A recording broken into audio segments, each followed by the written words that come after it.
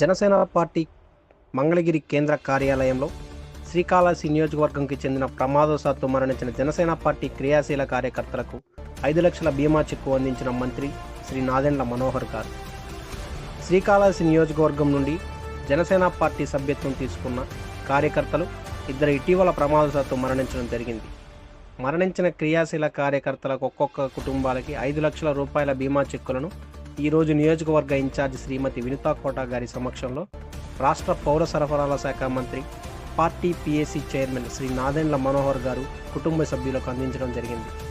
చెక్కులు అందుకున్న వారు ఇటీవల మరణించిన శ్రీకాళహస్తి మండలం ముచ్చువోలుకి చెందిన ముద్దూరు వెంకటరామయ్య గారి సతీమణి సుధారాణి, రేణిగుంట పట్టణంకి చెందిన అరవ రాఘవేంద్ర గారి సతీమణి అరవ భానుగారులు ఉన్నారు. ఈ కార్యక్రమంలో సభ్యత్వం చేసిన క్రియా వాలంటీర్ సభ్యులు కావలి శివకుమార్ గారు, డి రాఘవయ్య గారు పాల్గొన్నారు.